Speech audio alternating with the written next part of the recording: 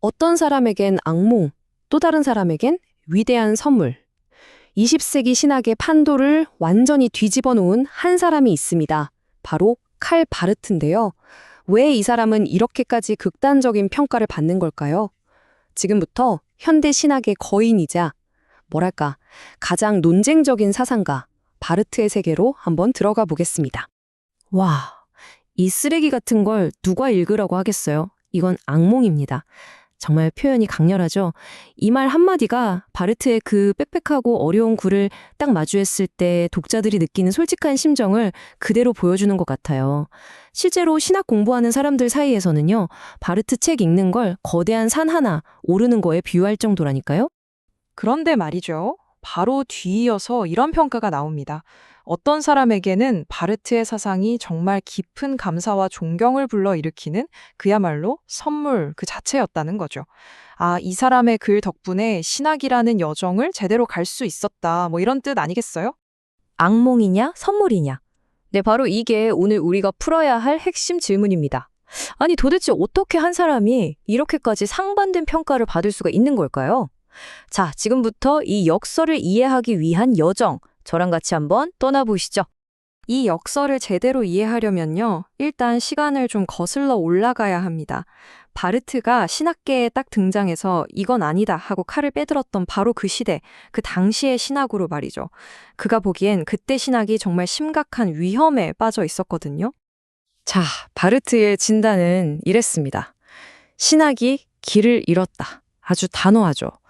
그는 당시 신학자들이 인간의 경험이나 감정, 뭐 이런 생각에 대해서는 정말 길게 이야기하면서 정작 제일 중요한 신학의 본질인 하나님에 대해서는 입을 꾹 닫고 있다고 아주 통렬하게 비판했어요. 한마디로 신학이 그냥 인간에 대한 학문, 즉 인간학으로 전락해버렸다는 겁니다. 이 표를 보시면 그 차이가 정말 한눈에 들어옵니다. 왼쪽에 있는 슐라이어머와 같은 19세기 자유주의 신학자들은요, 인간의 종교적인 경험에서 신학을 시작했어요. 내가 어떻게 느끼는가가 중요했던 거죠. 그런데 바르트는 이걸 완전히 180도 뒤집어 버립니다. 신학의 출발점은 인간이 될 수 없다. 오직 스스로를 우리에게 드러내시는 하나님의 계시, 거기서부터 시작해야만 한다고 선언한 겁니다.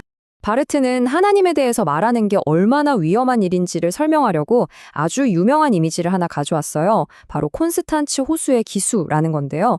이게 어떤 독일 설화인데 한 병사가 밤에 얼어붙은 호수 위를 막 달리면서도 자기가 얼마나 아슬아슬하고 위험한 상황에 있는지 전혀 몰랐다는 이야기거든요. 바르트는 신학자도 바로 이 기수처럼 아주 얇디얇은 얼음 위에서 하나님에 대해 말하는 그런 위태로운 존재라고 본 거죠. 자, 그럼 이렇게 위험천만한 상황에 대한 바르트의 해법은 과연 무엇이었을까요? 그의 모든 사상을 꿰뚫는 단 하나의 핵심 개념이 있습니다. 바로 하나님의 말씀입니다. 바로 이겁니다. 데우스 딕시트, 라틴어인데요. 하나님께서 말씀하셨다라는 뜻입니다. 이게 바로 바르트 신학의 심장부라고 할 수 있어요. 사실 이 아이디어는 신학자 헤르만 바빙크에게서 가져온 건데 바르트는 이걸 자기 신학 전체를 세우는 절대적인 초석으로 삼았습니다.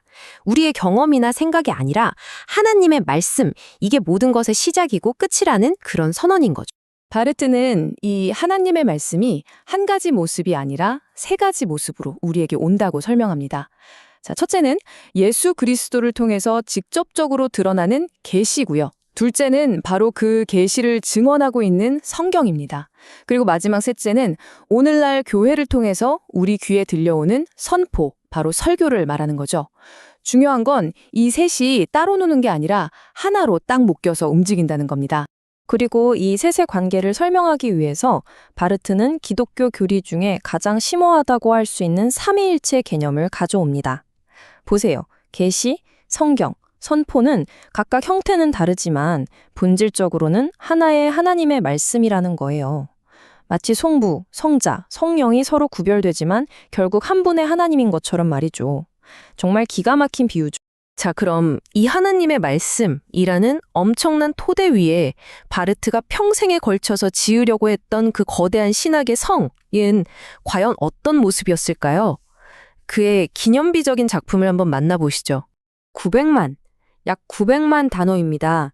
이게 어느 정도냐면요. 셰익스피어가 쓴 모든 작품을 다 합친 것에 거의 10배에 달하는 분량이에요. 어마어마하죠. 이게 바로 바르트가 자기 평생을 바쳤지만 끝내 완성하지 못하고 세상을 떠난 대작, 교회교약의 규모입니다. 이 거대한 책은요, 기독교 신학의 모든 걸 다 담아내려는 정말 야심찬 계획이었어요. 하나님의 말씀에서 출발해서 하나님은 누구신가? 이 세상은 어떻게 만들어졌는가? 인간과 하나님은 어떻게 화해하는가? 그리고 마지막으로 구원이란 무엇인가? 말 그대로 신학의 A부터 Z까지를 전부 담으려고 했던 거죠. 그런데 보셨다시피 바르트의 저작은 진짜 거대한 산맥 같아서 혼자 오르기가 너무 힘들어요. 그래서 폴선 박사 같은 학자들이 그의 이 방대하고 복잡한 사상을 독자들이 조금이라도 더 쉽게 이해할 수 있도록 환대 같은 은유를 사용하는 겁니다. 예를 들면 이런 식이죠. 창조론은 사실 우리 인간을 위한 하나님의 따뜻한 환대다. 훨씬 와닿지 않나요? 자, 그럼 이제 다시 처음의 질문으로 돌아와 볼 시간입니다. 악몽과 선물. 이 극단적인 평가 속에서 과연 칼바르트가 오늘날 우리에게 남긴 진짜 유산은 뭘까요?